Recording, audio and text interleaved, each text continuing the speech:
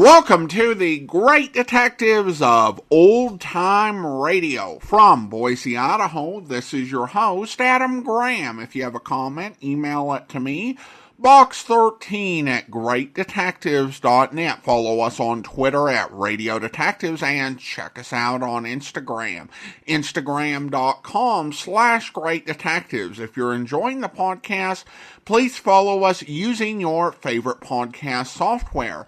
I do want to encourage you to check out my wife's business, Ashira Clips. Go to lilarose.com/Ashira. That's ASHIRA. There she sells a wide variety of different hair clips, headbands, and hair ties to suit a wide variety of different tastes and styles. And once again, that's lilarose.com/Ashira. Well, now it is time for this week's episode of Mr. Chameleon. The original air date, September 14th, 1949, and this one is The Murder Clue of the Embalmed Body. Next, Mr. Chameleon and the Murder Clue of the Embalmed Body.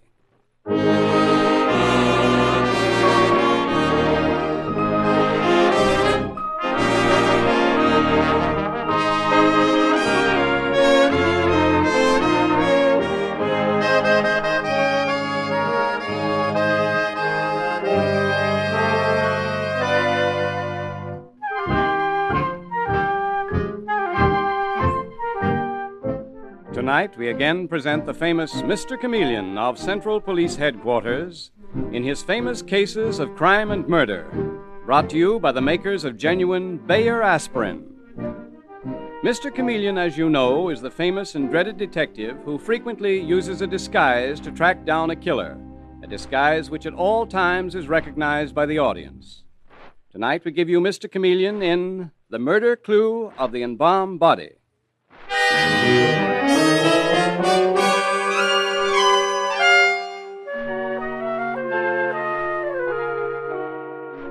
The scene opens along New York's famous West Side Drive, where Peter Weber and his wife Edna are returning home on a cool autumn night from a party in the suburbs, neither knowing what a strange and fearful situation is about to present itself to them. As they ride along, the wife Edna is heard saying to her husband, "I wonder what that noise in the back of the car is, Peter. Sounds like there's something loose." I imagine it's the tools rattling and bumping about under the seat, Edna. Sounds that way. No, it's not under the seat, Peter. It's in the back somewhere. Well, don't worry about it. It's nothing. Well, I'm going to turn around and look back there. Ah! Peter! Look! It's the body of a man. A dead body. What are you talking about, Edna? A dead body? Pull up to the curb, Peter. I tell you, it's a dead body. All right, Edna, have it your way, but it's ridiculous. See it, Peter? There it is. Oh, this is terrible. Wait where you are, Edna. I'll get out and look in the back.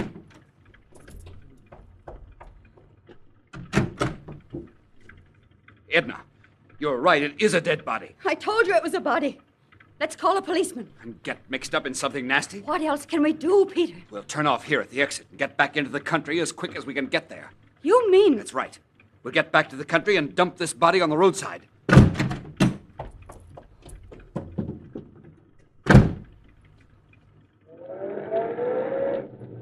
Peter, suppose somebody sees us. We might be arrested for murder. There's a dagger in that man's chest. Don't drive so fast, Peter. Nobody will see us and we'll not be arrested for murder. I'm afraid, Peter. Please don't drive so fast. Oh, if only we'd taken the other car instead of the station wagon. Hold yourself together, Edna. Your squawking will draw attention to us. Watch out, Peter.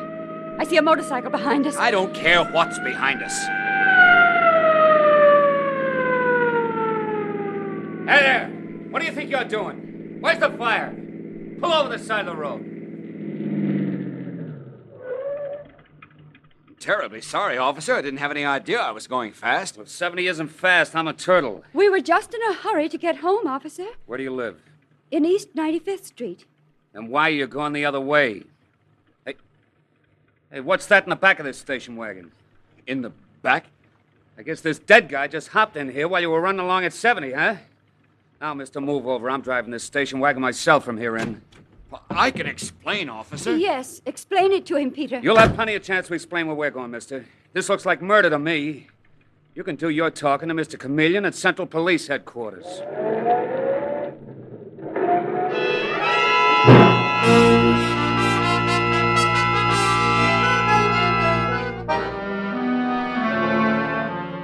And 15 minutes later, at Central Police Headquarters, we find the astute and dreaded Mr. Chameleon in his office, when an excited motorcycle cop rushes in, saying, Excuse me for busting in, Mr. Chameleon, but I just picked up a guy and his wife in a station wagon with a murdered man in the back. What's that, Kelly? A murder, you say, in a station wagon? Yeah, they were moving off at 70. Just luck, I piped the stiff in the back. Oh, where's the body, and where are the people, Kelly? I turned the man and his wife over to Detective Sergeant Arnold, sir. Oh. And I got the station wagon with the body being guarded by some of the boys. What is all this, Chameleon? Oh, hello, Commissioner.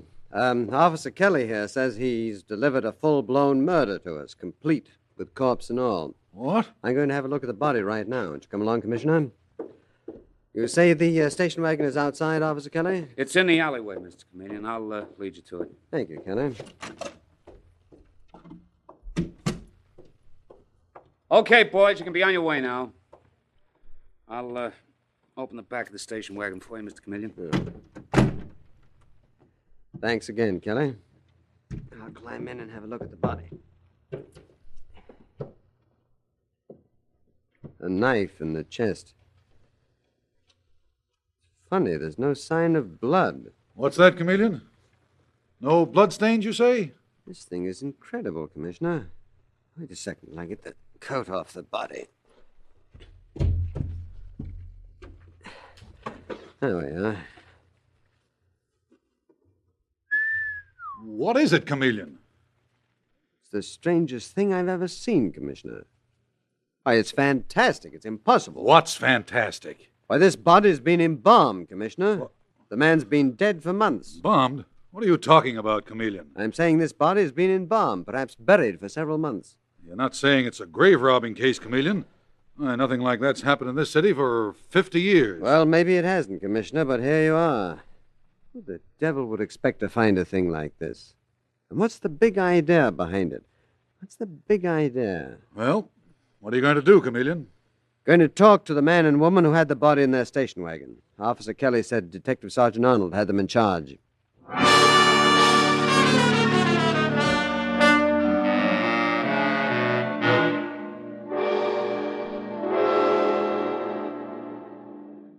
Are these the people Officer Kelly brought in, Detective Sergeant Arnold? That's right, Mr. Chameleon. What are your names, please? Mine is Chameleon. My name is Weber, Peter Weber, and this is my wife, Edna.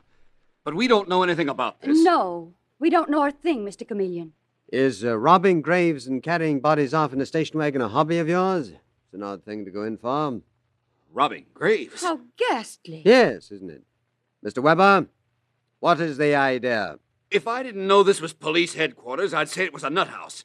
Robbing graves? What are you talking about? Don't get excited, Peter. I'm telling you, Mr. Weber, that you and your wife were detected with the embalmed body of a dead man in your station wagon, that you attempted to race it out with a motorcycle cop, were caught red-handed, brought here, and now I ask you, if you were a cop, as I am, wouldn't you have the urge to ask a few questions? I tell you, I don't know anything about it. Tell Mr. Chameleon exactly what happened, Peter. Wisely spoken, Mrs. Weber. And you, Weber, better be sure that you tell me exactly the truth. Now, what were the circumstances? Well, my wife and I were riding home from a little party at a friend's house in Riverdale. Then she thought she heard something bumping around in the back of the station wagon, and... Yes? She looked into the back, said she saw a body there. So I stopped the car. The officer who arrested you said that you were hitting it off at 70. That station wagon of yours must have a quick getaway. After we stopped and Peter saw the body, I told him to get a policeman, but he wouldn't listen. Why not, Mrs. Weber? I'll tell you, Mr. Chameleon. I didn't know what I was up against. So I thought the best thing was to drive into the country and get rid of the body. I didn't want the police hounding me. Few criminals do, Weber. I'm no criminal. Besides, you said that man was dead for months, dead and buried.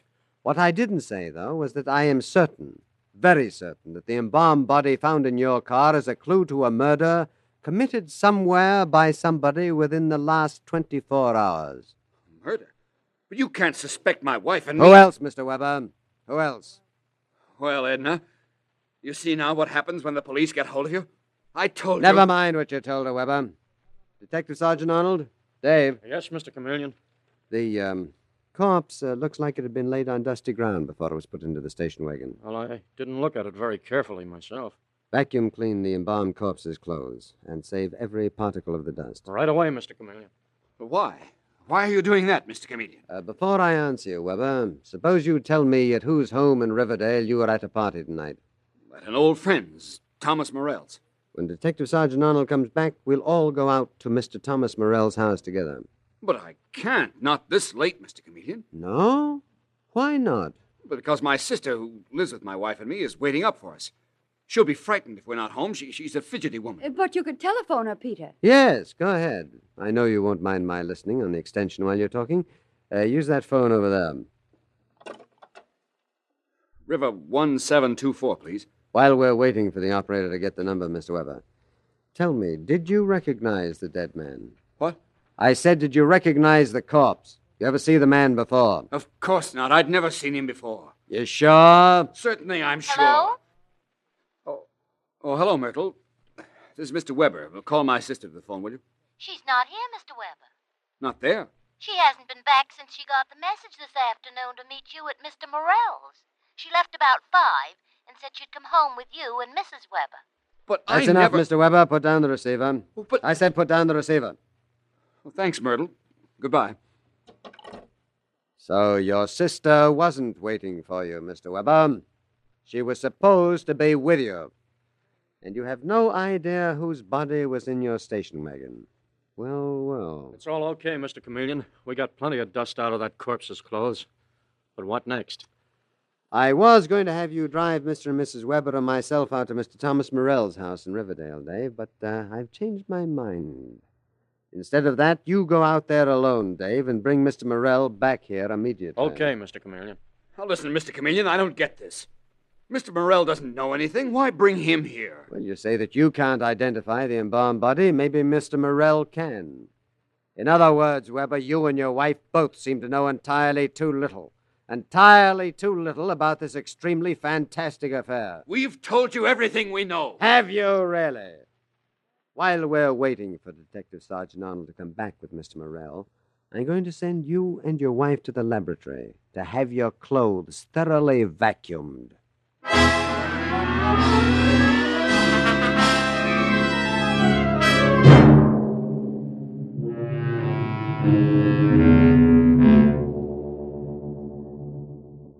Mr. Chameleon, here's Mr. Morell. Glad to meet you, Mr. Chameleon, even if your detective got me out of bed to meet you. Well, I'm terribly sorry, but it's very important, Mr. Morell. I want you to look at a body to identify it if you can. Dave, uncover it, please. Good heavens, it's the body of Ambrose Newton. But he died and was buried last June. This is shocking, Mr. Chameleon. Shocking. Mind if I sit down a moment? It's like a ghost coming back to life. Here, take this chair, Mr. Morell. Tell me about it. Thanks, Mr. Chameleon. But what can I tell you? You say this is the body of Ambrose Newton, buried in June? Yes, about the 10th, I think. Uh-huh. Where was he buried? Which cemetery? Oh, I don't know, Mr. Chameleon. I was up in Maine when he died, wasn't at the funeral. Sorry. It doesn't make any difference. We'll find out from burial records. Tell me, who was this Ambrose Newton? And most especially, was he connected in any way with two people who were at your home tonight? Peter Weber and his wife, I mean. Indeed he was, Mr. Chameleon. Mm-hmm. Ambrose was a former partner of Peter Weber's. They split up after a nasty row. Well, to tell you the truth, no, it doesn't make sense. Go on, Mr. Morell. You were saying? Well, the fact is, when Newton died, I was afraid Peter Weber had killed him, poisoned him. But it turned out he died a natural death, I understand. Poisoned, you say? But then how would you account for this knife in his chest? So it was murder, just as I feared. Undertakers don't embalm and bury bodies with knives stuck in them. This knife was put in after burial. Put in not earlier, I would say, than tonight. I still say it's murder, Mr. Chameleon, but I suppose that's your problem. The knife, incidentally, is one that I'm sure belonged to Peter Weber. An old Sheffield carving knife he used to say belonged to his father in England. But I guess that's your problem, too, Mr. Chameleon. It's over my head. If you believe Peter Weber was a murderer, I'm wondering why you entertained him in your home, Mr. Morrell. To tell you the truth, I was keeping pretty close to Peter. The fact is, I was doing a bit of detective work on my own, Mr. Chameleon. Just waiting for something to turn up. Dangerous business, Morrell. Many well-meaning people have met death that very way. Anyway, I'll not keep you any longer. Good night, and thank you very much. I'll show you out, Mr. Morrell. Right through this door. Phew, if you're as dizzy as I am, Mr. Chameleon, you're ready to drop on the floor. Dave, look up burial records on Ambrose Newton. And while you're doing it, I'll confront the Webers, give them a good blast.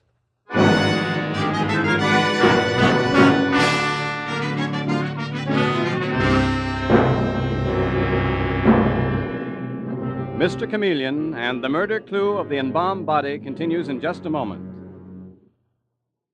A very important thing to know about genuine Bayer aspirin is that its single active ingredient is so gentle to the system, mothers give it even to small children on their doctor's advice. Always remember this because it means that when you have an ordinary headache, neuritic, or neuralgic pain, you can take Bayer aspirin with complete confidence. For Bayer aspirin gives you more than fast relief, it also gives you the dependable relief that's important to your health. Bayer aspirin's speed is proved by the fact that it's actually ready to go to work in 2 seconds, and its dependability is proved by the fact that no other pain reliever can match its record of use by millions of normal people without ill effect. So don't experiment when you're in pain. Don't risk using drugs that have not stood the test of time. Instead, use something that millions know from experience is fast and completely dependable, too. Genuine Bayer aspirin. When you buy, ask for it by its full name, Bayer aspirin, not just for aspirin alone. Get the 100-tablet bottle and you get Bayer aspirin tablets for less than a penny apiece.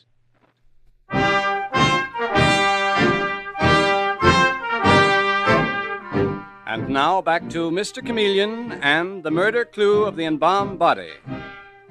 Confronted with the odd situation of an embalmed body found in a station wagon in which Peter Weber and his wife were riding, Mr. Chameleon has been told by them that neither knows how the body got there or whose body it is. But Thomas Morrell has just informed Chameleon that it was the body of Ambrose Newton, a former partner of Peter Weber. And we hear Mr. Chameleon confronting Peter Weber and his wife with this discovery. I repeat, Mr. Weber, that the time to stop lying has come. I have a reputable witness, your own friend Thomas Morrell, who states that you not only can identify that body, but that it's the body of Ambrose Newton, a former partner of yours. Oh, Peter, what have you done? And that you broke with that partner after a bitter quarrel. Now, I don't know what your game is, but I say it's a cover for another murder. I'll give you one more chance to tell the truth. Just one more. You understand? I was a fool not to tell you in the first place, Mr. Chameleon. But I swear I don't know how that body got into my car tonight any more Be than careful what you swear to. In a police investigation, one false statement can lead to the execution chamber. I understand that.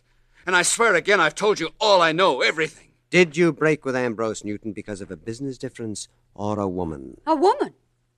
What woman, Mr. Chameleon? Perhaps you, Mrs. Weber. Me? I've never seen that man, Ambrose Newton, before we found the body in our station wagon tonight. What my wife says is true and provable, Mr. Chameleon. She'd never met or seen Newton in her life. We'll find that out, too, Weber. Mr. Chameleon, can I see you alone a minute? Yes, I'll step out in the hall with you, Dave. Watch it, Mr. Chameleon. You didn't close the door fully. Let it alone, Dave. I've got an idea that Weber and his wife will talk while I'm out of the room, and I want to hear what they say. Now, talk low, Dave. What'd you find out? Plenty. Burial records show where that stiff Ambrose Newton was buried. Where? In one of those old graveyards near Riverdale. One of those places anybody can get into. But that's not half, Mr. Chameleon. What? A man died from poisoning, and the death was listed as suicide. Suicide, eh? Careful, Dave. I hear the Webers talking. Let's slip over to the door. Easy now. Here we are. Now, get this straight. If Chameleon asks you again if you know Ambrose Newton, stick to your story. Don't let him twist you. I can't understand why I didn't recognize his body in the first place, but I was so scared I didn't really look. All I saw was a body. Who would be looking for a thing like that? Maybe I'd better tell Chameleon after all. It may throw him off the trail. Your trail, you mean, and on to mine. Don't try it, Edna. It'll air the whole connection between you and Ambrose. dig up the past between you and Morrell. But I didn't think of that. But whatever happens, remember, I didn't kill Ambrose. So I did, huh? Oh, but shut up now. This is no place for talking. These walls may have ears. Well, what do you think of that, Mr. Chameleon? I think that we'll not give them the slightest idea that we overheard them, Dave. I'll turn that doorknob as noisily as I can, and we'll go in. Sorry to have kept you waiting, Mr. and Mrs. Weber, but Detective Sergeant Arnold and I had to go to the burial records office. Burial records, you say? Burial records, Mr. Chameleon. Oh, I see. Did you find anything? We found out where Ambrose Newton, that embalmed corpse found in your station wagon tonight, was buried. And we're going out to his grave now. The car's right outside, Mr. Chameleon. I can't go. I just can't. You've got to go, Edna. Police offer no choice. But they won't find anything. Nothing to be afraid of. Ambrose Newton died of suicide. But please, I simply can't. Come on, let's get going.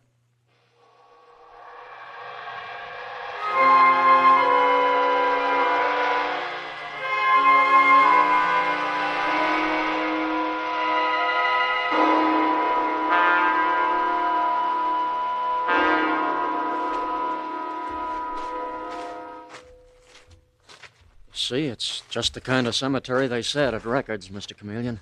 Yes, a very old one. Easy enough to enter or leave at night without being seen, Dave. I don't see any grave marked Ambrose Newton. It's that vault over there. Well, how interesting you should know, Mr. Weber. Yes, here we are. Give me a flashlight, Dave. Let's open these iron doors. Get that, Mr. Chameleon? They're not locked. The family vault of the Newton family. Let's see. John Newton, Maria Newton, Hezekiah Newton. Ah, yes, here we are, Dave. Ambrose Newton, born 1901, died June 10, 1949. And the slab is loose right there at the floor, Dave. You move it, please. And there's the coffin, Mr. Chameleon. I can't stand this. We'll lift the lid off the casket, Dave. All right. There we are. Look. The body of a woman. With a carving knife through her heart. Let me go. Let me go. Hold her, Dave. God save me! It's my sister. Edna, you killed her. You killed my sister. Hold yourself together, Mr. Weber. This is exactly what I expected to find. But my sister was alive this afternoon. And on her way, I understand, to meet you and your wife at Riverdale, less than 2 miles from here. She wasn't. That message was a fake. Dave, radio headquarters to pick up this body and say that we're on our way in with Peter Weber and his wife Edna to be held on suspicion of murder.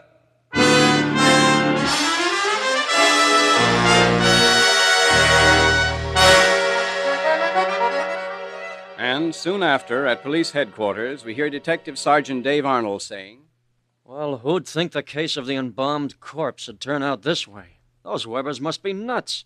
You've got 'em cold, Mr. Chameleon. Perhaps, but not with enough evidence yet to convince a jury. And believe you me, the Webers will never go into court without a top-drawer defense. But where do we get more evidence, Mr. Chameleon? Well, the man who'll supply it, if my hunch is right, is Mr. Thomas Morrell. Do you remember, Dave, what we overheard Weber saying to his wife about her past connection with Morrell? Uh-huh. Do we go out to Morrell's now? I'm going there alone, Dave, and I'm going in disguise. If I approach Morrell as Chameleon, he might try to cover Weber's wife, Edna. But in what disguise? As former Detective Herman Schmidt, thrown off the force only this day for accepting bribes. A broken man who thinks he's been framed and is out to get even with the man who broke him. Chameleon by name. Hey, that's an idea. So you'll be ex-detective Herman Schmidt. And do you have the Webers outside Morrell's house, Dave? When I blow my police whistle, bring them inside. You get me? Right, fine, Dave.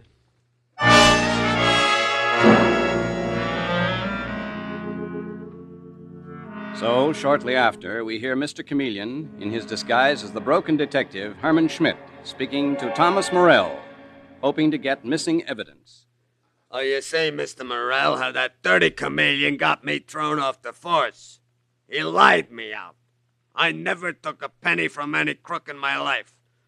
Now I'm out to show him up. I understand, but I don't see how it affects me. Well, the point is this. Chameleon has pinched Edna Weber for murder. He thinks he's got her nailed. Edna? Edna, you say, Detective Schmidt? Chameleon's insane. Edna wouldn't kill anybody. Her husband, Peter Weber, killed 2 people. He killed his own partner, Ambrose Newton, and then he killed his own sister. Sure, that's what I think.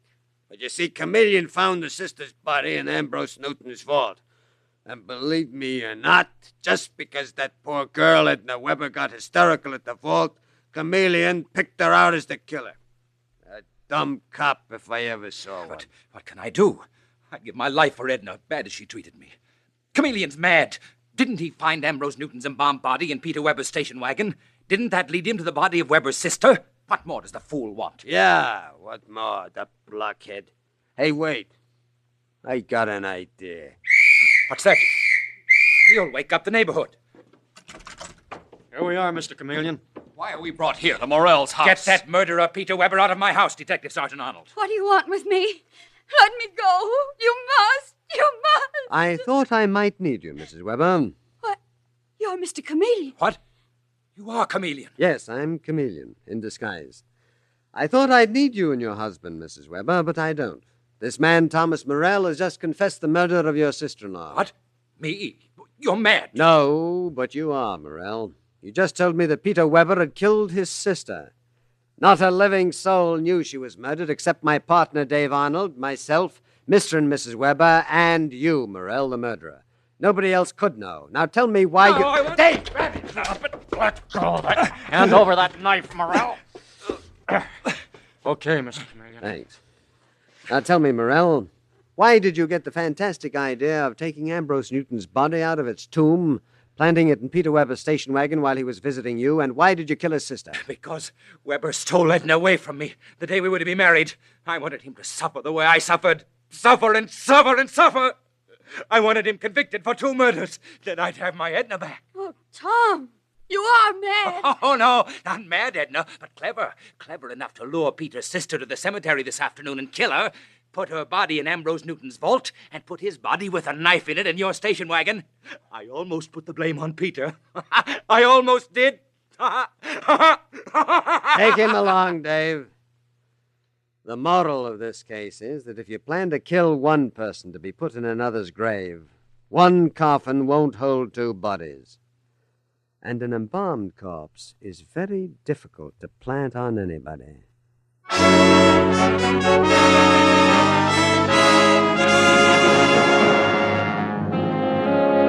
And with these words, Mr. Chameleon concludes tonight's murder case.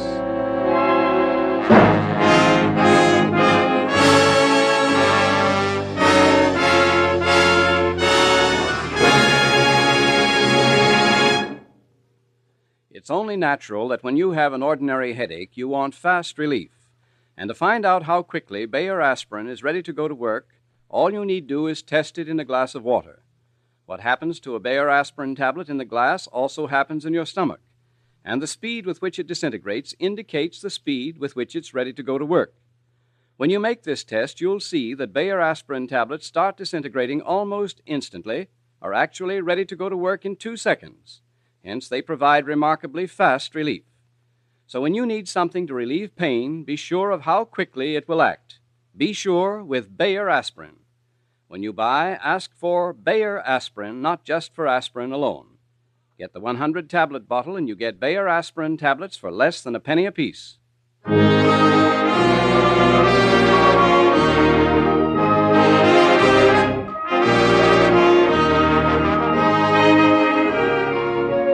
Listen next Wednesday night at this same time for Mr. Chameleon, the man of many faces, in The Hanging Judge Murder Case. The part of Mr. Chameleon is played by Karl Swenson, with dialogue by Frank Hummert from the original story by Frank and Ann Hummert. Music directed by Victor Arden. Your announcer is Howard Claney.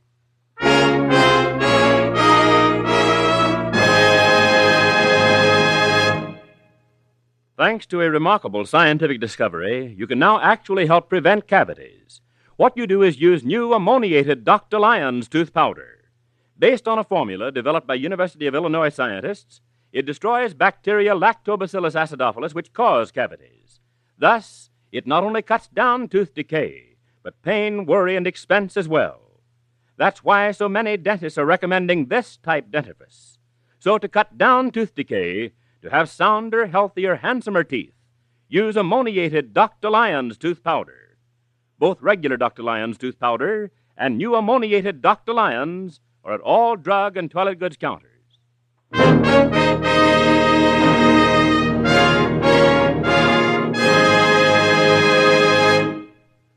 Listen for Mr. Chameleon in The Hanging Judge murder case next Wednesday night at this time. This is CBS, the Columbia Broadcasting System.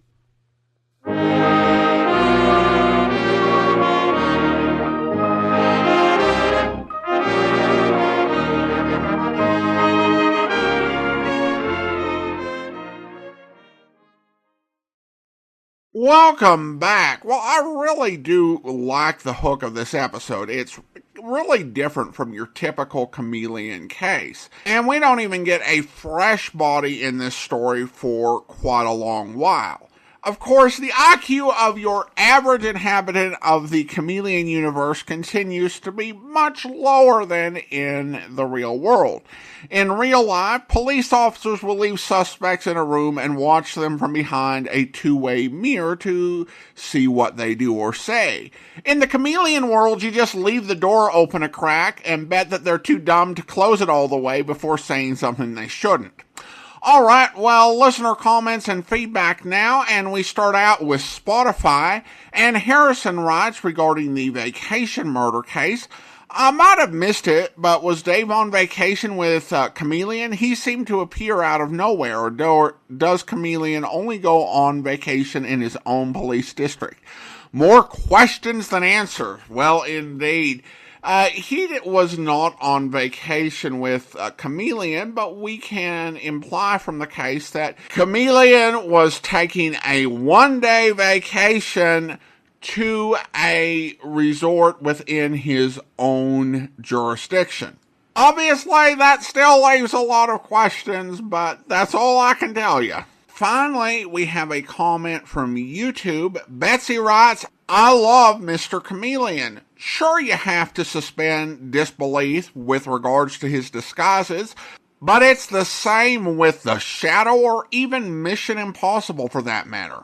I'm currently listening to these instead of the news and recommend everyone do the same. Thanks, Betsy, and I think that is some solid life advice right there.